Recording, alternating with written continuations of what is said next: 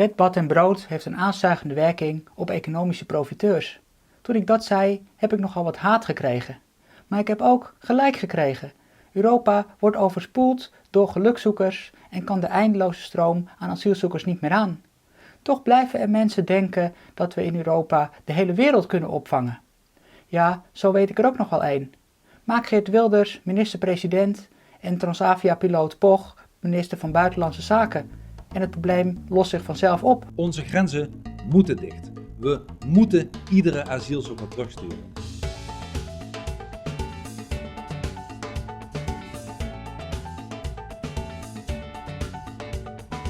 Wat zijn dat voor mensen die mensensmokkelaars helpen door asielzoekers naar Europa te lokken? Wat zijn dat voor mensen die asielzoekers hoop geven en een paradijs voorspiegelen, zodat ze een levensgevaarlijke reis over zee gaan wagen? Wat zijn dat voor mensen die deze mensen daardoor juist de dood injagen?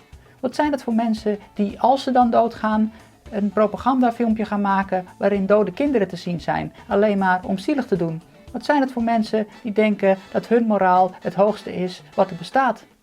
Ik hoef jullie excuses en praatjes niet te horen. Ik kijk en observeer alleen maar om een beeld te krijgen van de mensen die daarachter zitten. Kennen jullie Wouter Bos nog van de PvdA? Hij had altijd een grote mond over eerlijk en sociaal. Wie kritiek had op vluchtelingen of asielzoekers, die werd neergezet als racist of gevaar voor de samenleving. Maar toen Wouter Bos uit de politiek ging, haalde hij zijn blanke dochter van een zwarte school af om haar naar een blanke privéschool te sturen. Want ja, zijn blanke dochter die past natuurlijk niet zo goed bij die zwarte. Of kennen jullie Femke Halsema nog van GroenLinks? Ook altijd een grote mond, sociaal, eerlijk en de rest zijn allemaal racisten. Maar toen zij uit de politiek ging, haalde ze haar blanke dochter van een school vol met Marokkanen. En toen journalisten aan haar vroegen waarom, toen verklaarde ze dat ze toch het beste wilde voor haar kind. Met andere woorden, als je kind tussen de Marokkanen zit, dan is dat slecht.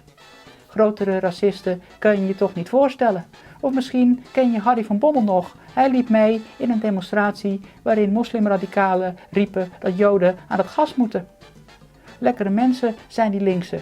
Maar goed, laten we dan eens gaan kijken naar de ChristenUnie. Ook zo'n linkse partij. Christelijke normen en waarden. Iedereen is welkom. Eerlijkheid, sociaal, rechtvaardig. Je kent die praatjes wel. En aan die ChristenUnie werd dan gevraagd van zouden jullie asielzoekers in je woning nemen? Nou, toen kwamen de smoesjes. Uiteindelijk bleek niemand daartoe bereid. De ene zei, mijn huis is te klein. Ja, als je zegt dat Nederland te klein is, ben je opeens een racist. De andere die zegt, ja, ik heb luxe spullen in mijn huis staan. Ja, dus beweer je soms dat asielzoekers allemaal dieven zijn die jouw spullen komen pikken? De andere zei, ja, ik heb pubers thuis en die kan ik natuurlijk niet alleen laten met een asielzoeker.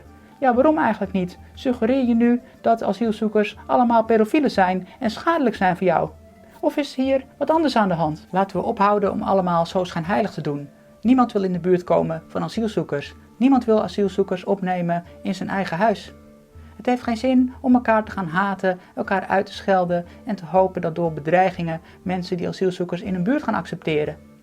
We hebben allemaal dezelfde belangen. We willen iets doen voor de asielzoekers en de problemen waar ze mee kampen. De beste oplossing is opvang in de regio, opvang in hun eigen land. Als je echt iets wil doen voor de oorlogsslachtoffers, dan zal je de mensen daar moeten opvangen en ze daar moeten helpen. Je zal ervoor moeten zorgen dat de regeringen stoppen met oorlog voeren, dat westerse landen stoppen met het aanleveren van wapens en dat je de ontwikkelingshulp nou eindelijk eens een keer gebruikt waar het voor bedoeld is. Dan pas kan je komen tot een goede oplossing waar iedereen bij gebaat is.